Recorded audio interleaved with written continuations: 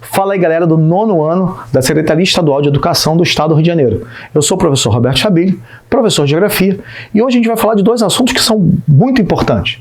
Nós vamos falar um pouquinho sobre mapas, sobre a cartografia em si, e vamos falar um pouquinho sobre fontes de energia. Na verdade, fonte de energia para mim é um dos assuntos mais necessários que nós temos nos últimos anos. É importantíssimo que a gente entenda o que aconteceu, o que está acontecendo com a matriz energética do mundo e do Brasil. Bom, quando eu falo de cartografia, todo mundo pensa assim, caramba, o que é a cartografia? A cartografia é a construção dos mapas, vocês já estudaram um pouquinho sobre isso. E essa cartografia hoje é utilizada para tudo. Os mapas temáticos, por exemplo, me dão origem de todos os processos que a gente precisa entender de população, como a gente vai falar de fonte de energia, vamos falar sobre questões de desmatamento, ou seja, tudo que você imagina, a cartografia traz para a gente. E aí traz de uma forma muito mais fácil, muito mais didática para a gente entender. É muito comum que a gente utilize o mapa, eu digo hoje, existe uma ferramenta muito importante na cartografia, e ela é muito utilizada, inclusive caiu em provas de vestibulares, provas de escolas técnicas, anamorfose. Como é que é a anamorfose? O que é isso, Roberto? Morfose, você sabe que é a forma, né, de um local. Anamorfose é você mudar a forma. Pensa assim, vamos fazer um mapa, tá? Vamos fazer um mapa onde o mundo, vamos fazer um mapa populacional do mundo. E aí eu falo o seguinte, olha, eu tenho que pegar os países que são mais populosos e dependendo da dimensão dele, botar a dimensão territorial, botar ele proporcionalmente a sua dimensão territorial com sua população. China e Índia ficariam gigantes. Japão, gigante. Estados Unidos, também. Brasil, pouquinho. E a Rússia? A Rússia ficaria pequenininha. Porque a Rússia é gigante em termos de território, mas tem uma população menor que a do Brasil. Até praticamente metade da população brasileira. Ou seja, a Rússia ficaria pequenininha. Então, a anamorfose é esse tipo de mapa que vai associar os dados estatísticos com essa demanda do mapa do território. Por isso, a cartografia é tão importante assim. Bom, eu digo que o mapa é fundamental porque ele sempre foi utilizado desde as épocas antigas, né? E eu digo que o mapa sempre foi importante para a geopolítica. A geopolítica é fundamental na questão de mapas. Por exemplo, quando você pensa no Muro de Berlim, que foi construído na década de 60 para dividir o socialismo do capitalismo, você olhava o mapa e falava assim, olha, o mapa é dividido em duas grandes partes, o leste e o oeste. Ou seja, o Muro de Berlim dividiu o mapa em duas partes, o lado do socialismo e o lado do capitalismo. Isso é um exemplo geopolítico. Quando você, por exemplo, tem territórios que são territórios que eram unidos e foram fragmentados, como a ex-União Soviética, esse é um exemplo geopolítico. A gente fez uma brincadeira que quando acaba a Guerra Fria e começa, assim, e a União Soviética acaba, né, as repúblicas soviéticas começam a ficar independentes, a gente brinca que os cartógrafos se mataram, né, ou queriam se suicidar. Por quê? Porque todo ano, a todo momento, tinha um país novo que surgia. A Lituânia, a Estônia, a Croácia se separou, por exemplo, era a antiga Iugoslávia, veio a Croácia, veio a Bósnia, veio Montenegro, ou seja, todo dia, né, todo ano, toda semana você tinha um país novo. E aí esse cartógrafo tinha que desenhar novamente um novo país para caracterizar essas transformações do mundo. Por isso que eu falo que a cartografia é muito importante no cenário atual para a geopolítica.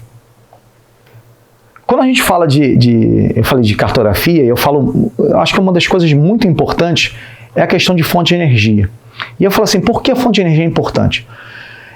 Eu duvido você ficar na sua casa hoje sem água e sem luz, sem energia. Você consegue? Não consegue.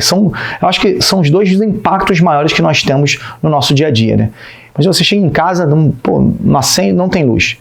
E aí você não tem água. E eu fico imaginando as pessoas que, infelizmente, não têm, né, esse acesso. E aí por isso que a gente fala da desigualdade no Brasil também. Mas esses dois fatores são fatores importantes da gente analisar. Por isso, quando a gente fala da questão ambiental, quando a gente fala da questão da natureza, a gente tem que levar em consideração isso. Porque nós temos várias fontes de energia. Existem fontes renováveis, a água principalmente é renovável, o vento é renovável, a energia solar é renovável. Quando você planta, né, a cana-de-açúcar, a mamona e etc., são renováveis, né, eu digo parcialmente. e as energias não renováveis. Não renováveis também entra em interrogação. Por quê? Não são renováveis ao nosso tempo. Eu vou dar um exemplo. O petróleo. Roberto, eu posso ter petróleo daqui a milhões de anos? Pode. Mas se acabar o petróleo hoje, claro, não tem nenhuma ideia de acabar o petróleo. Mas se acabar o petróleo hoje, a gente consegue daqui a pouco petróleo? Não. Só daqui a milhões de anos. O carvão mineral, da mesma forma. O gás natural, da mesma forma. Então, assim, o gás natural até é mais possível devido à questão de pântanos, etc.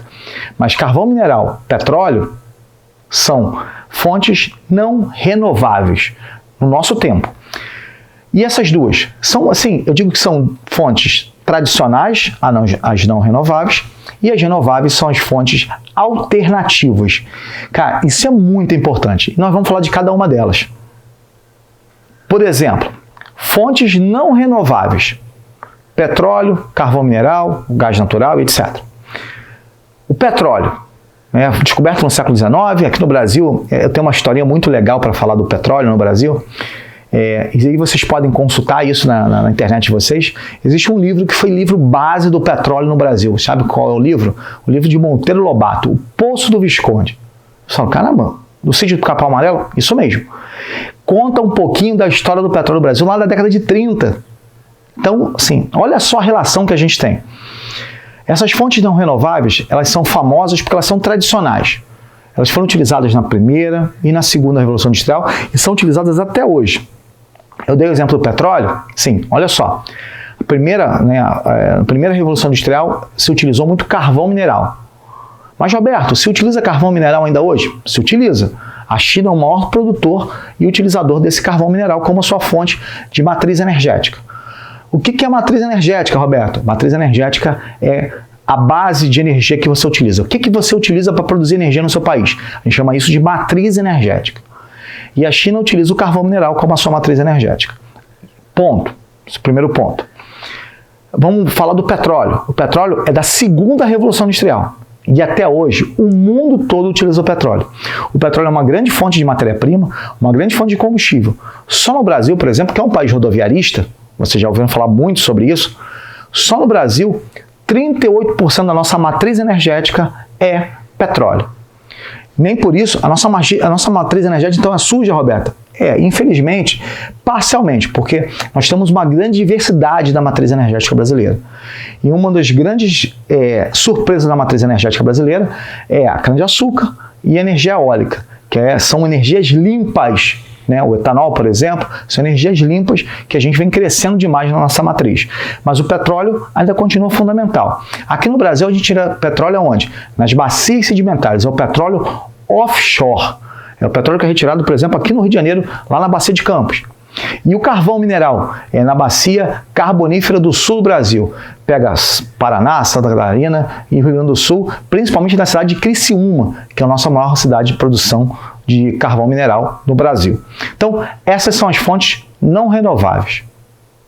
Mas, para mim, o mais importante é falar de fontes renováveis. Por que falar de fontes renováveis, galera? Caramba, é muito importante você entender que você precisa cuidar do seu planeta e utilizar fontes que não causam degradação. Para isso, eu também tenho que fazer uma relação importante. Por exemplo, nós estamos crescendo muito na produção de energia eólica. Onde é que se produz energia eólica no Brasil? Principalmente no sertão nordestino.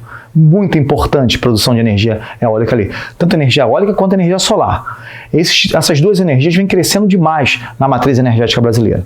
Uma outra é a cana-de-açúcar. O uso do etanol e o bagaço da cana para biomassa e biocombustível, como a mamona, que faz parte também do biocombustível. A gente tem pesquisas na China, Os chineses estão desesperados para saber como é que a gente faz combustível da mamona. Olha só que interessante, Ou seja, o Brasil tem muitas riquezas para conseguir realmente fazer a nossa matriz energética ser uma matriz energética limpa.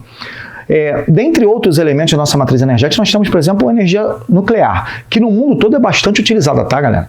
No Japão, na Alemanha, na França, apesar dos acidentes de Chernobyl, de Fukushima, que reduziu um pouquinho da utilização desse tipo de energia, mas é uma energia limpa, porque ela não emite gás. Mas, Roberto, é uma energia perigosa.